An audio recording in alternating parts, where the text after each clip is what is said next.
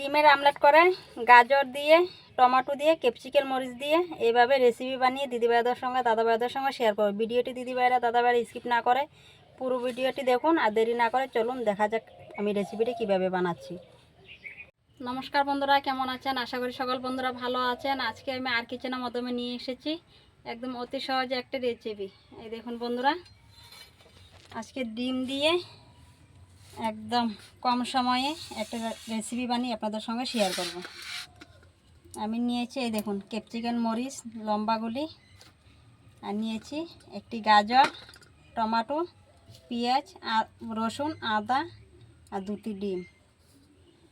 এই ডিমটা দিয়ে আজকে রেসিপি বানিয়ে শেয়ার করব। দেখুন বন্ধুরা, আমি চুলা জ্বালিয়ে কড়াই বসিয়ে দিয়েছি আর দিয়ে দিচ্ছি তেল। তেলটা এদিকে গরম হতে থাকুক। আর আপনার এই দেখুন আমি কেটে নিয়েছি গাজর, ক্যাপসিকাম মরিচ, টমেটো আর নিয়েছি পেঁয়াজ, আর ডিম ভেঙে নিয়েছি, আর এখানে বেটে নিয়েছি রসুন, আদা, পেঁয়াজ একসাথে বেটে নিয়েছি, লঙ্কা গুঁড়া, জিরা গুঁড়া, ধনিয়া গুঁড়া। আর এখানে আমি অন্য কিছু ব্যবহার করব না, এ দিয়ে আমি এই ডিমটা বানাবো। প্রথমে আমি গাজরগুলি ভেজে নেব।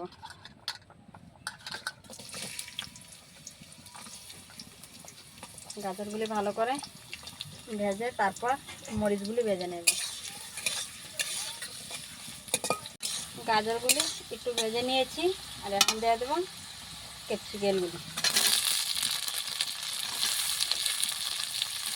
আমি একসাথে ভালো করে লাল করে ভেজে নেব। দিয়ে দেব লবণ,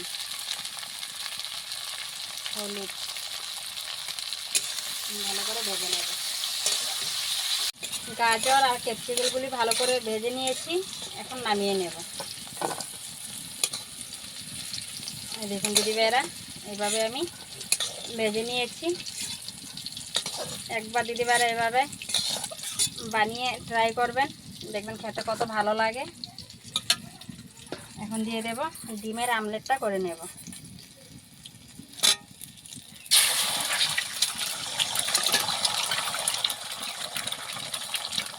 ডিমের আমলেটটা বানিয়ে তারপর টমেটো, পেঁয়াজ, মশলাগুলো ভেজে নেব। আমলেটটা আমার হয়ে গিয়েছে, এখন এভাবে ভেঙে ভেঙে দেব। চিনি দিয়ে এভাবে কেটে দিচ্ছি, এভাবে ছোটো ছোটো করে নেব।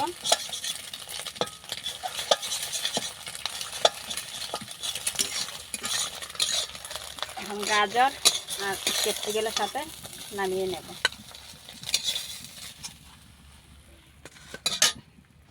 দিয়ে দেব তেল,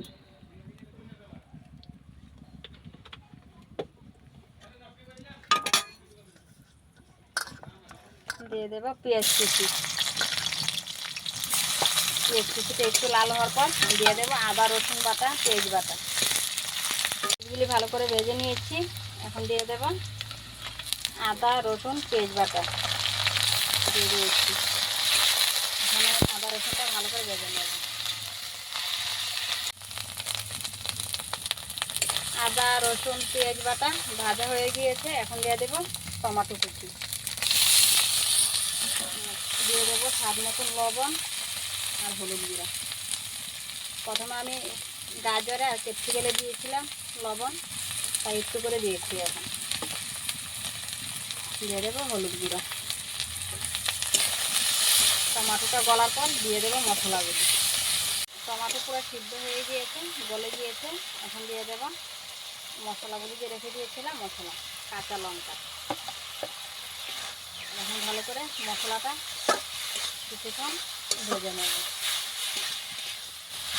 ভালো করে ভেজে নিয়েছি, এখন দিয়ে দেব জল।